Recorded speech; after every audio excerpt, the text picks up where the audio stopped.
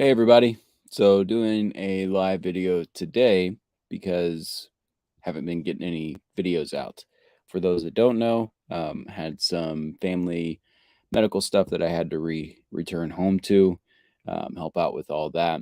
And the reason why there's a little bit of delay in doing the live video is I had to leave a little bit sooner than later, and I am just very careful with saying my location, and especially if I'm gonna people kind of know our roundabout location. I leave Linnea by herself out in the middle of nowhere. Um, just playing it safe and not disclosing information and where I'm at. But now that we're both on the road traveling, or she's traveling now, and I'm back home in Indiana, um, feel comfortable to do this live video. So I was just talking with Linnea earlier today, and we were both very close with our family and want to help out when need be. And we love it out west, but basically the way that we put it, hey, Linnea and Akila's on. Hey, Linnea. Hey, babe. Basically the way that we put it is it's like a close to family text. When things happen, you're not just going to be out west doing whatever. You want to be there and support your family in times of need. But I did go over to YouTube and I had people submit some questions. So I'm going to go get started. Misfit Pups, and I have my iPad over here just so I can see both screens. I'll put a Linnea and Aquila up there. Miss you too. I love watching yours and Linnea's channels along with your pups. We don't have the luxury of traveling as you do, but we take our special needs pups as many adventures as we can in our short bus camper. Misfit Pups on TikTok, and our forever home is Misfit Pups on Facebook. Love what you guys do. So yeah, check them out on social media.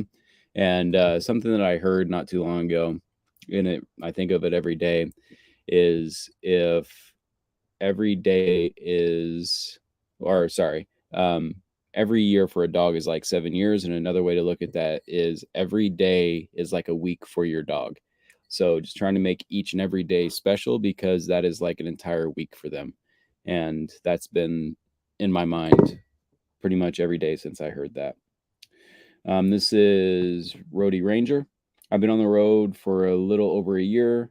Though I enjoy my solitude, it's always nice to meet people on the road. With that being said, an introvert like me has been struggling in the category a bit. Any suggestions on finding more community while traveling? And by the way, if you are watching this, this is live. Be sure to leave your comments over in the queue, and I'll get to those. And if you're watching the replay, I'll start the next live Q&A. Looks like I'll be doing Q&As for a little bit now. So Roadie Ranger, you may not know this, but I am a massive introvert. I have the whole social anxiety thing, and typically the way that I got through that was just drinking. And I myself have stopped drinking with the intention to never drink alcohol again for the rest of my life.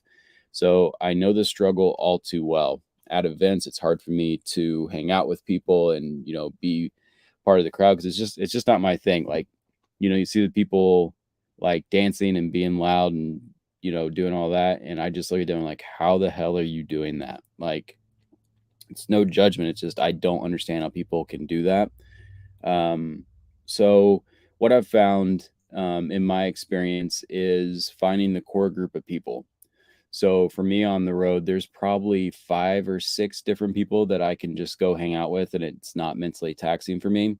And it does take time. So when I first got on the road, um, I spent a lot of time by myself, a ton of time by myself. It was hard for me to meet people and hang out with people at events. If they were traveling after, I wouldn't want to travel with them, just because it's not my personality. Like, it takes a certain group of people. So overall, my advice to you is to be patient and just see the people you resonate with, because you will find them. It just takes a little bit more time for people like us. A Phoenix Within. I saw the Comfort Crisis in the background in one of y'all's videos. I just finished it and loved to hear your takeaways from the book. So that is a big favorite of Linnea's. I heard of that book from Linnea. And what I took from it is it's basically the premise of it. And I heard this, and meeting Linnea and being with her and getting, like, learning from her mentality is the old saying, I don't know, it's an old saying because I think Franklin said it. But most people die at 25 and they're not buried until they die. And what I mean by that is like people just get in this very base level of complacency, just whatever's comfortable. They're continuously seeking comfort, and that's when they die at 25. They don't ever go outside of their comfort zone. They don't explore new horizons. They don't push themselves to see what they're actually capable of. So they just stay in that nice, numb medium. What I got from the comfort crisis is that you are able and capable of doing hard things. And actually, as a human being, it is good for you to do those hard things because it expands you as a person. That's what I got from the comfort crisis. Jamie Gordon 242. What do you miss about not having a larger bus out this season? Any items you took out to downsize you wish you had back? That's a good question. So far, because right now I'm actually in the minibus. It's parked out in my aunt's front yard.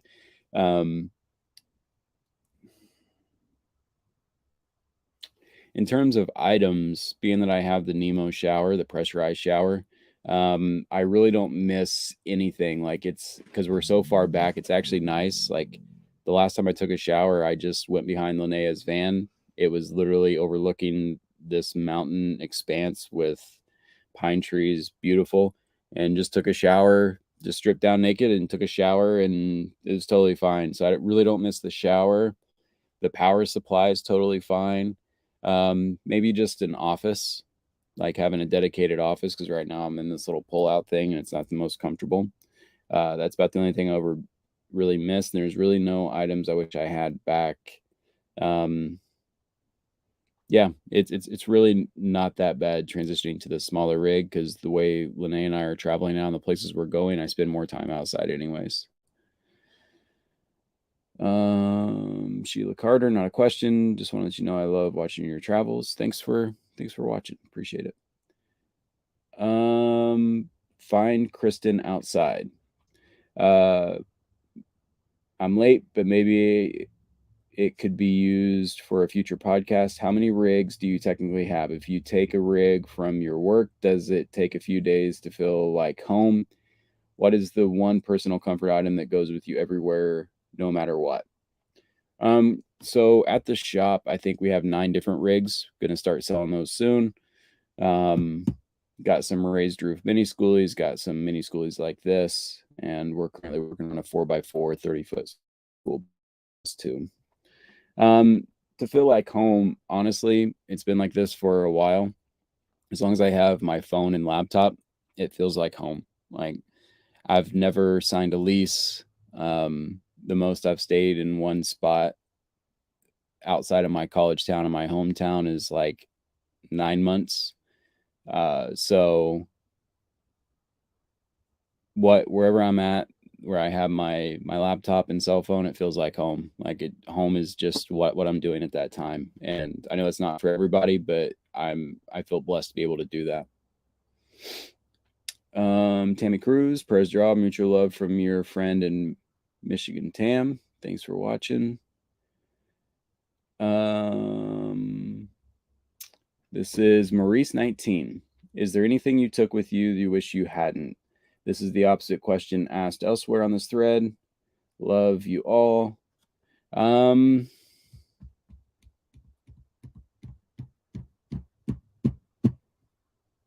Honestly don't think there's any items that we took that I wish that I didn't have. I'm thinking in the back there.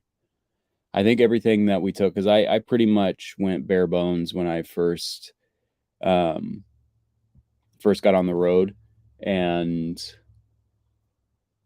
just kind of added from there, but I really haven't added too much. There's really nothing that I brought that I'm not using. Everything that I brought I was pretty purposeful for, like in terms of if I'm going to use it or not. And there hasn't been anything, thankfully. Haven't had to get rid of anything.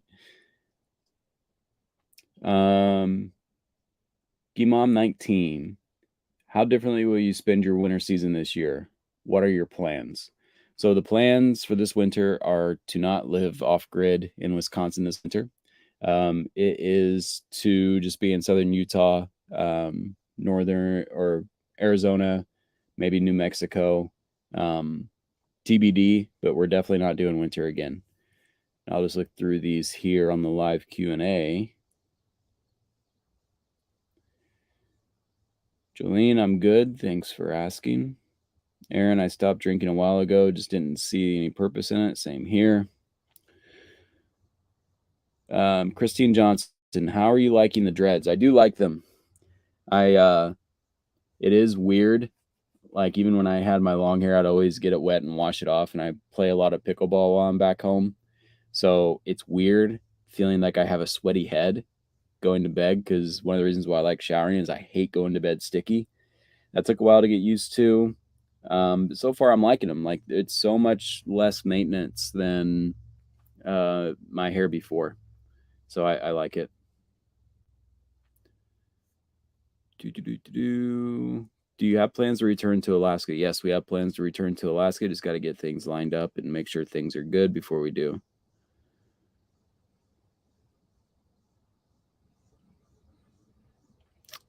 Hey, Chris, I was out your way last weekend in Indy, U.S. Nationals. Cool. I have a doctor's appointment checkup I have to go to up there pretty soon. Candy, I bet you're missing Linnea's cooking right now. Absolutely. Like, for lunch, I literally had 4 boiled eggs. Like, that is my like my meals when Linnea isn't around is very simple. That's for sure.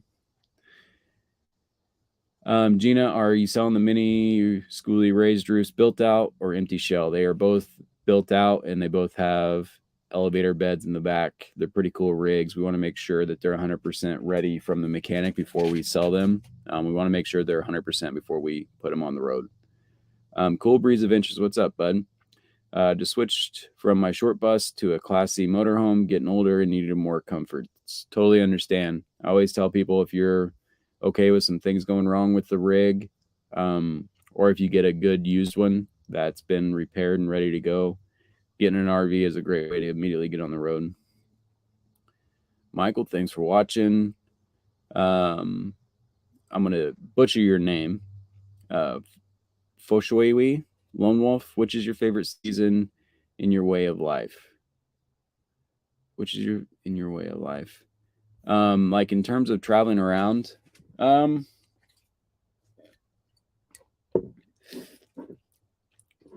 would say my favorite was probably when nobody else was doing this, and it was more of like an adventure, to where it seems like van life, RV life, school bus life is like, it's so common now that there's really no new adventures to be had in terms of like doing something that nobody's done before, because it just seemed like a really fun experience, like not knowing about stealth camping or anything, but just like pulling over in a grocery store and not knowing if it was okay or if cops were going to come. Like, that was exciting. But in terms of like overall favorite, I'd say right now, just because things are dialed in with work, Lene and I are traveling around together with the pups, like it's really awesome now. But like, in terms of like favorite feel, like nomad life itself was when I first started. Nomadic Ramblers, what's up, bud? Roy, thanks. Yeah, totally. Thanks for watching. Cool. I'll get back to the questions over here.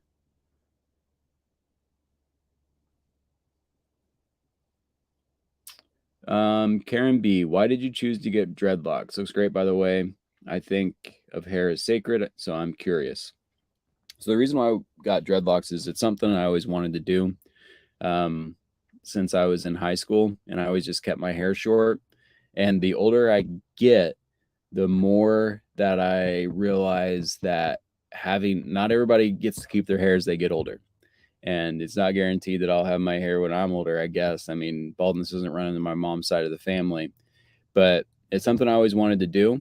And being that I had the opportunity to do it, why not? And now that I work for myself, I don't have to worry about work. I don't have to worry about anything. I could just go for it and try it. And so far, I like it.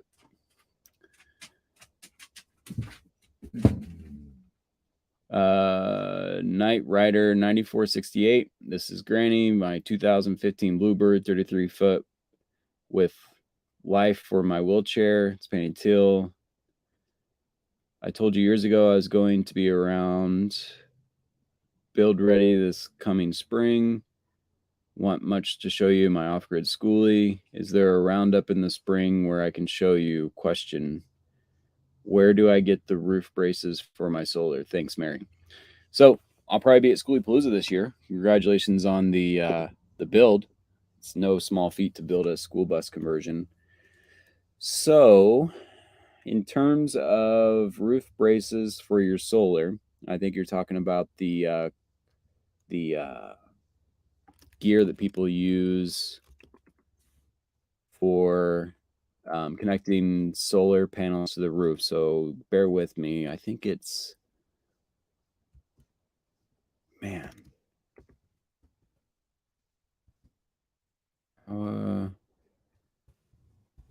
Solar.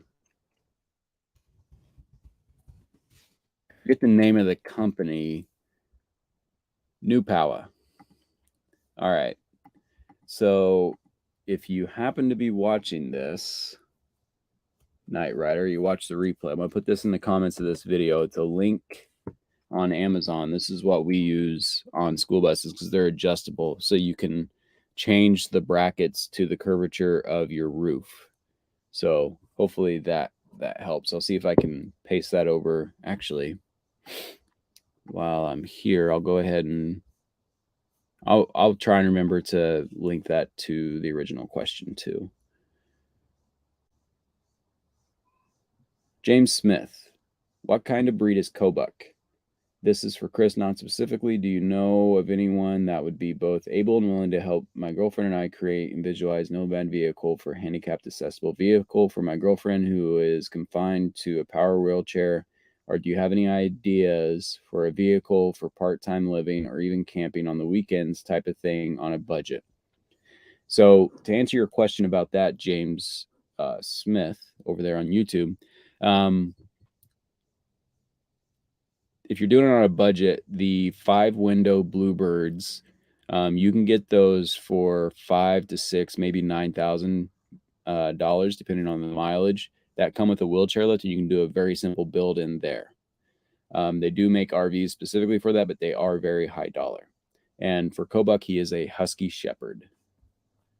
Go back to the questions over here.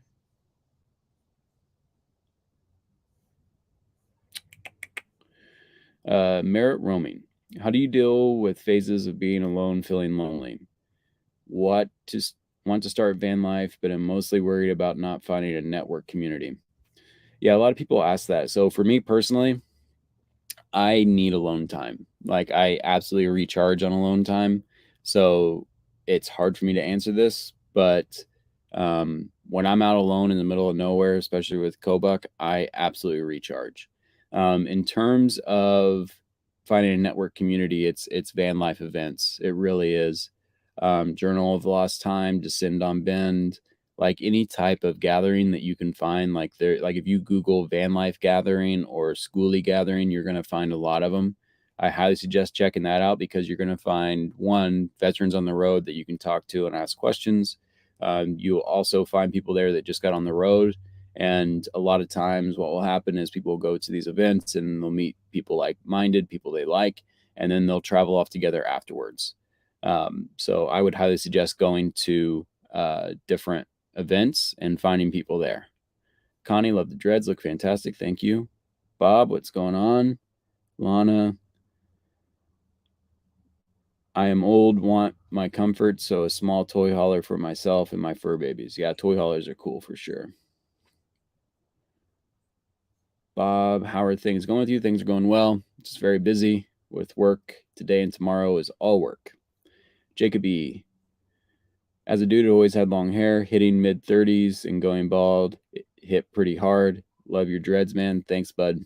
That's one of the main reasons why I wanted to get them. I knew there's no guarantee.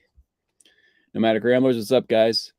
What camera are you using for this session? So I am using, as you can see right there, I'm just using my 2021 MacBook Pro camera on the computer.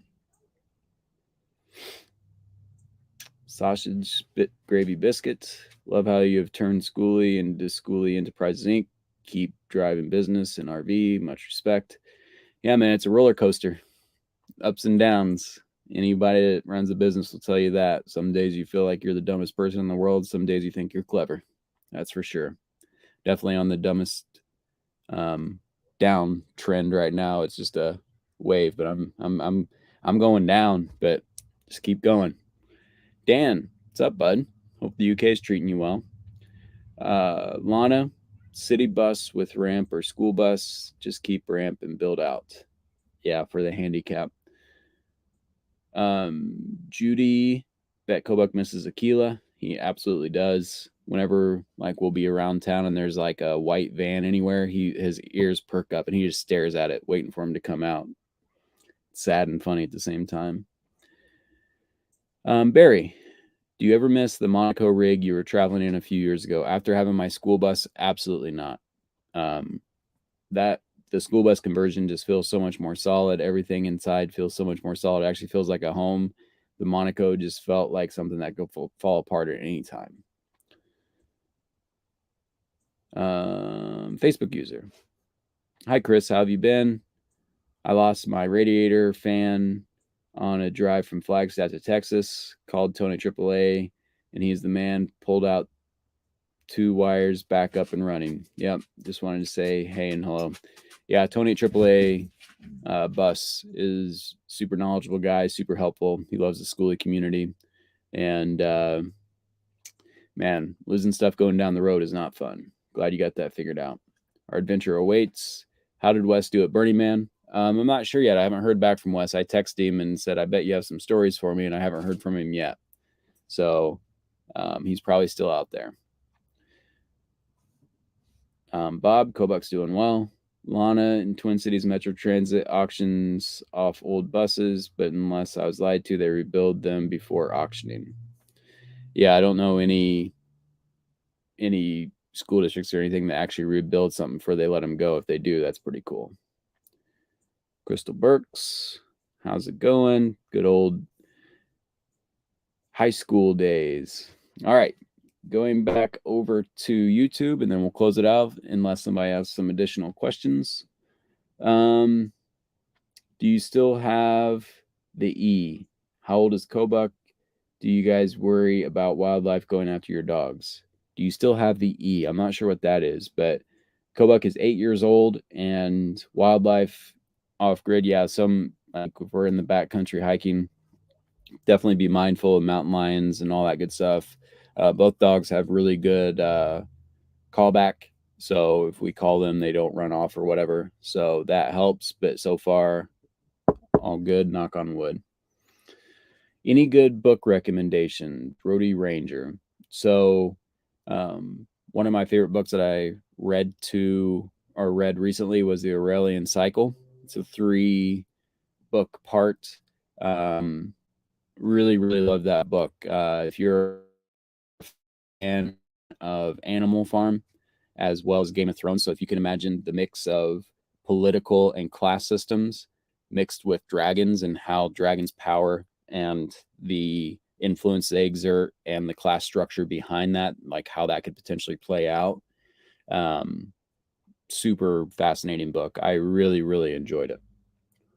Last one here on YouTube. I sent you a message on Instagram, I think. Anywho, I was asking about the shop and something else. I can't remember. Just a question about rigs and such. Yeah, so once we get the rigs ready for sale, we'll be putting that up on the socials with all that information.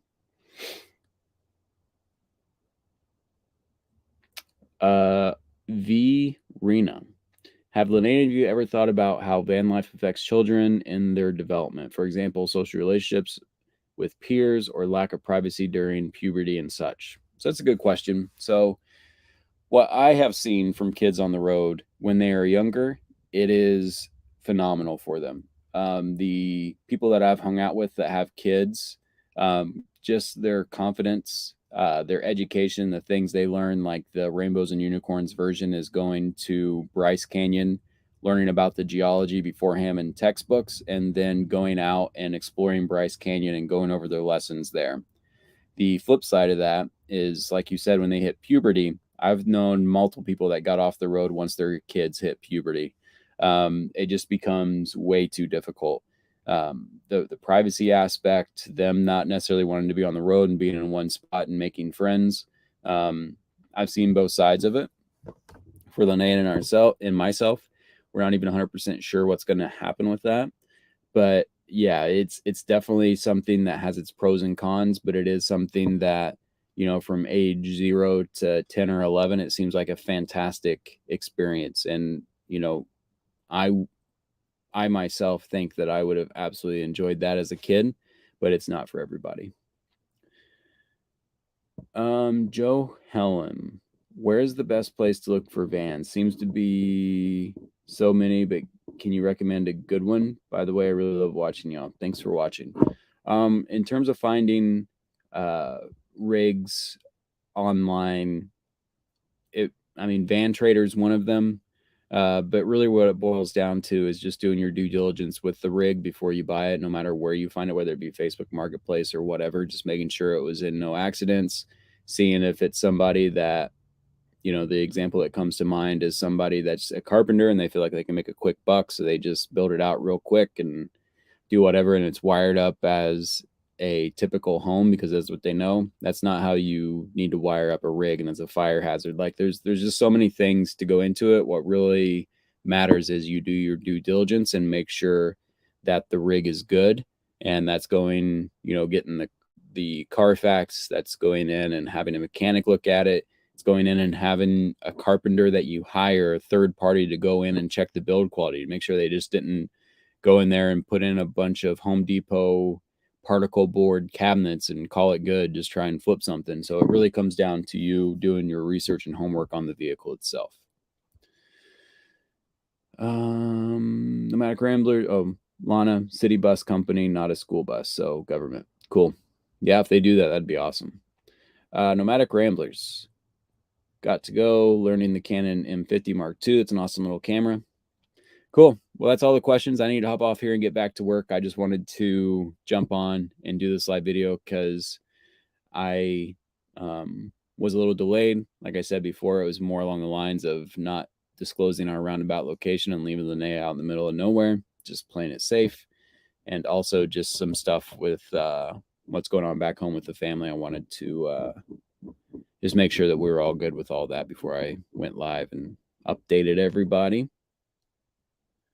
One last question here. One strange journey. I remember life on the road as a child and my dad on the railroad. Best days of my life. I was 8 and it was the mid 80s. Yeah, it's an interesting thing. It's a big experiment since COVID. There was a couple families on the road, and once COVID happened, a ton more families got on the road, and it's a active experiment. We're not going to really know, but from my firsthand experience, those kids on the road are a different breed. The way they talk, like I guess and we'll end with this. The best example I can give is about every kid I've met on the road, they talk like adults. And if you've been around kids, like some kids are just kids, like just doing their thing. And like a lot of the kids on the road, like the way they look at you and the way they talk to you and the way they ask questions and the way they interact with you, it's not like they're a kid. It's like another adult in the room. And I've seen that across the board with kids on the road. So we'll see how it pans out. But thanks for watching, everybody. And if you're watching the replay, be sure to leave your questions, and I'll try to do another live Q&A here shortly. Have a good day, everybody, and be safe out there.